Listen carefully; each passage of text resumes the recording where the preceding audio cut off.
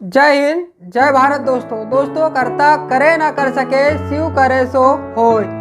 तीन लोक नो खंड में महाकाल से बड़ा ना कोई। दोस्तों 5 जनवरी यानी बुधवार के दिन जब हमारे देश के प्रधानमंत्री पंजाब में अपनी फिरोजपुर यात्रा के दौरान थे तो उनका काफिला 20 मिनट तक एक सड़क जाम में फंसा रहा। दोस्तों ये काफिला कोई आम नागरिक का नहीं था, यह काफिला देश के प्रधानमंत्री का काफिला था और इस प्रकार से जाम में फंस जाना उनकी सुरक्षा में काफी बड़ी चूक है।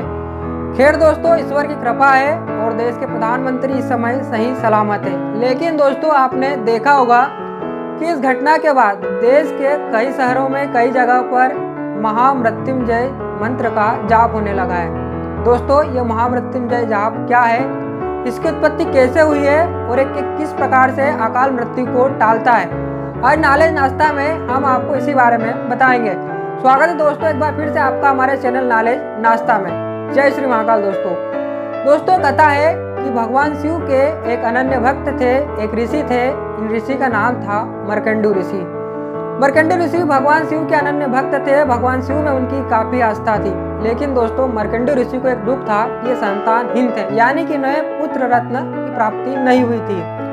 अपने इस दुख से दुखी होकर मार्कंडेय ऋषि ने भगवान शिव को प्रसन्न करने का सोचा।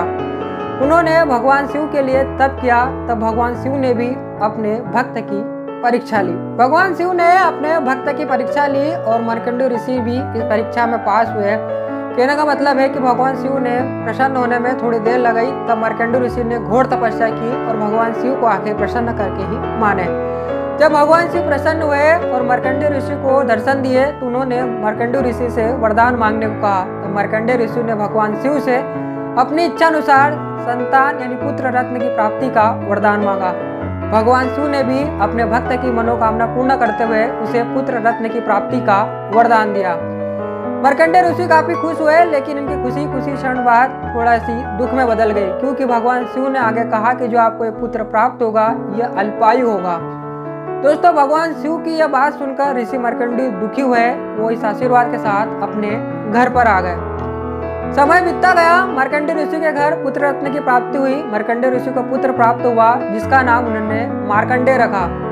दोस्तों मार्कंडेय धीरे धीरे बड़ा होने लगा तो पिता को उसकी अल्पायु होने की बात याद आने लगी और उसकी चिंता सताने लगी। उन्होंने यह बात अपनी पत्नी को बताई तो माता पिता दोनों ही चिंतित रहने लगे, दोनों ही बड़े दुखी रहने लगे। जब मार्कंडेय ने इस प्रकार अपने माता पिता को दुखी देखा तो मार्कंडेय भी खुद दुखी हुए और उन्होंने अपने इस माता पिता से अपने इस दुख का कारण पूछा। तब मार्कंडेय ऋषि ने अपने पुत्र मार्कंडेय को उनके अल्पायु होने की बात बताई और उनके दुखी होने का कारण बताया। तब मार्कंडेय ने अपने माता पिता से कहा कि आप दुखी मत हुए, बाबा भोलेनाथ है, भोले भंडारी है, वो हम सब की मनोकामनाएं पूर्ण करते हैं, हम सब के दुख हरते हैं। वो इस विधि के विधान को भी जरूर बदलेंगे। मैं भगवान शिव की अनन्य उपासना करूंगा, अनन्य आराधना करूंगा, उन्हें प्रसन्न करके खुद दीर्घायु हो जाऊंगा। यह कहकर वो अपने माता पिता को आश्वासन देकर भगवान शिव की आराधना में लीन होने चले गए। इस दौरान उन्होंने भगवान शिव को प्रसन्न करने के लिए महामृत्युंजय मंत्र का निर्माण किया, यानी महामृत्युंजय जाप की रचना की। उन्होंने इस मंत्र का अखंड पाठ किया। दोस्तों महामृत्युंजय मंत्र है ओम त्र्यंबकम यजामहे सुगंधिम पुष्टिवर्धनम उर्वारुकमिव वंदनात् मृत्युर्मुक्षी मामृतात्। दोस्तों मार्कंडेय ने भगवान शिव के लिए काफी घोर तपस्या की। वो भगवान की शिवलिंग से लिपटकर बिल्कुल भगवान शिव की आराधना में लीन हो गए। समय बीतता गया। नियम के अनुसार मार्कंडेय की उम्र पूरी हो गई तो यमलोक से 2 दूत आए मार्कंडेय के प्राण लेने। लेकिन भगवान शिव की भक्ति में लीन देखकर यमराज के दूत मार्कंडेय के प्राण नहीं ले पाए। खाली हाथ जब ये यमदूत वापिस यमलोक लौटे तो यम को पूरी बात बताई। तब यम ने खुद प्रकट होकर मार्कंडेय के प्राण लेने की सोची। यम ने जैसे ही मार्कंडेय पर अपना पास चलाया वो भी मार्कंडेय के प्राण लेने में असफल हुए। इस दौरान इनका यह पास यानी यम का जो पास होता है जिससे कि मृत्यु को खींचा जाता है, यह पास भगवान शिव की शिवलिंग पर जा गिरा, जिससे भगवान शिव को क्रोध आ गया और वो साक्षात प्रकट हो गए। उन्होंने यम को चुनौती देते हुए कहा कि आप मार्कंडेय के प्राण नहीं ले सकते। तब यम ने भगवान को प्रकृति के नियम विधि का विधान बताया कि मार्कंडेय की उम्र पूरी हो चुकी है और विधि के विधान अनुसार मुझे मार्कंडेय के प्राण लेना ही पड़ेंगे। तब भगवान शिव ने कहा कि मार्कंडेय इस समय मेरी शरण में है और मेरी शरण में आए मैं अपने इस भक्त को दीर्घायु होने का वरदान देता हूँ, इसकी अकाल मृत्यु को मैं टालता हूँ। तभी हमने भगवान शिव से कहा कि आप ही तीनों लोकों के स्वामी हैं, आप ही कालों के काल महाकाल है।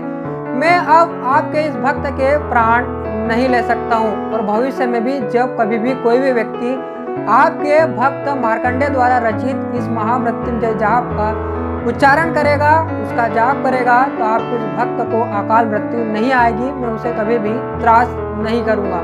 भगवान शिव प्रसन्न हुए, चले गए। मार्कंडेय भी बाद में दीर्घायु हुए, उनकी भी अकाल मृत्यु टल गए।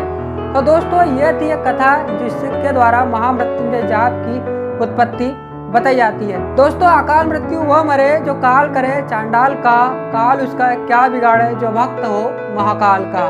जय श्री महाकाल। दोस्तों आशा है दोस्तों वीडियो आपको पसंद आया होगा। मिलते हैं किसी अगली वीडियो में कुछ मजेदार, कुछ मसालेदार जानकारी, कहानी या फिर किसी किस्से के साथ। तब तक आप अपना ख्याल रखिए। जय हिंद, जय भारत।